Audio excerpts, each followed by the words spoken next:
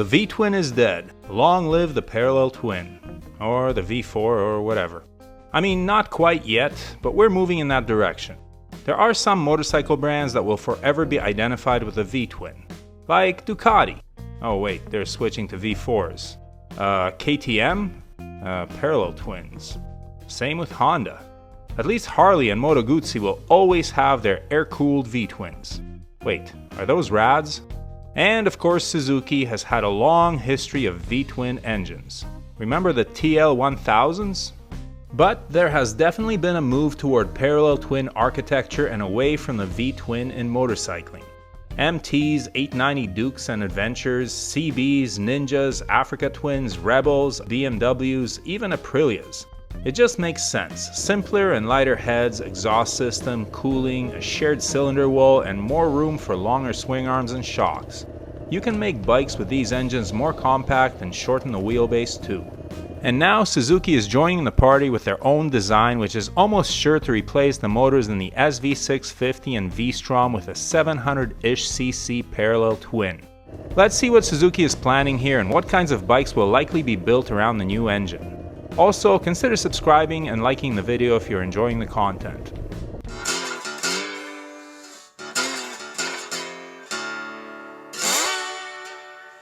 Suzuki's been at it for a while. Way back in 2013, they introduced a single overhead cam 588cc turbocharged concept bike called the Recursion. Yeah, that's what they named it. 2 years later, they showed the XE7, a dual overhead cam 700cc turbo. More recently, they've been filing patents for normally aspirated parallel twins which look to be sitting in a very SV650-ish chassis. Unlike previous designs where the airbox was located on top of the engine with the air intake facing forward, this latest patent puts it under the seat with a larger intake aimed backwards. Although the new design prevents a ram air effect, it does allow the airbox to be larger and more easily accessible for maintenance. At this point, Suzuki had to do something in order to compete with all the parallel twins in the 650 to 700cc class, and one parallel 3, and one 4. The SV650 is a brilliant bike, but it is noticeably heavier, longer, and less nimble than the class-leading Yamaha MT-07, which I'm riding in this video. Having started this class of bike in 1999 with the original SV650, Suzuki was getting left behind.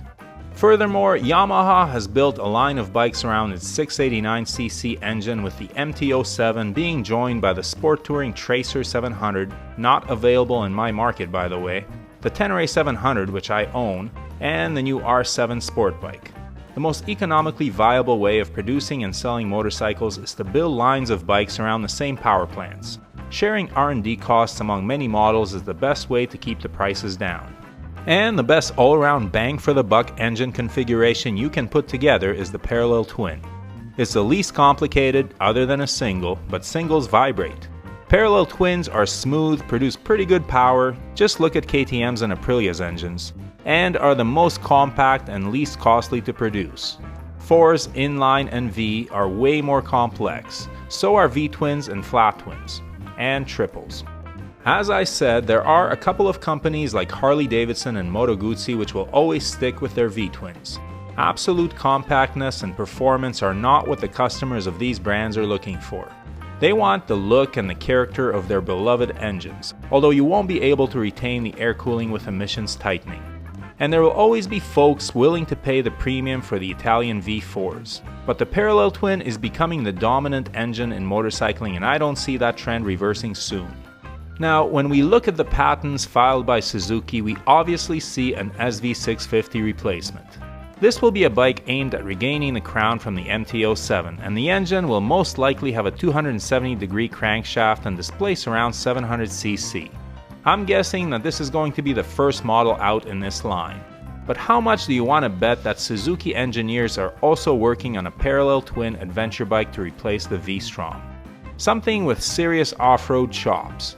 When one company achieves success in a segment, all the others rush to compete, and the Tenere 700 has already led to the introduction of the Aprilia Touareg 660 and a future Triumph Tiger 660. Can a new V-Strom be far behind? Although it won't be called a V-Strom because the engine won't be a V.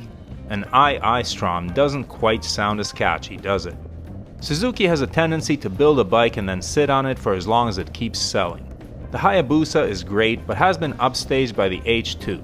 The DRs and DRZs are Cold War designs. The SV650 is a classic, but it is also 22 years old and progress waits for no one, even beloved bikes like the SV. An upgrade is definitely in order. We are lucky to live in a time where we have a great deal of choice, and I'm sure that all different engine configurations are going to continue to be built, at least till they're all replaced by electric motors. But only one motor can rule them all, and my prediction is that it will be the parallel twin for the foreseeable future. Who would have thunk that in the 70s when Japanese inline fours wiped out the British bike industry, which mostly consisted of parallel twins? Or in the 90s when Ducati and Harley V-twins ruled the road. And Suzuki is one of the last brands to hop on the bandwagon, but hop on they have. So what would you like to see next from Suzuki?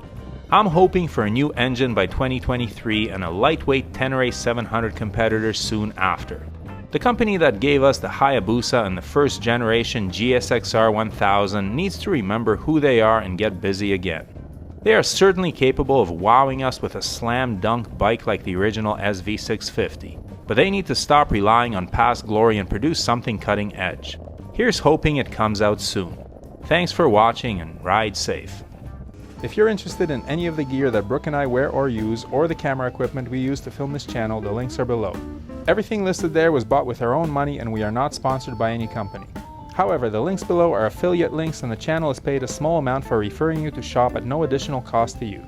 We do not recommend any products that we are not satisfied with ourselves, but we do strongly urge you to do your research and select the correct size for items like helmets and clothing.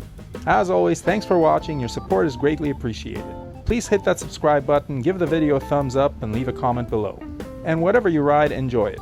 Wave at other bikers no matter what they're riding, we're all part of a brotherhood and sisterhood.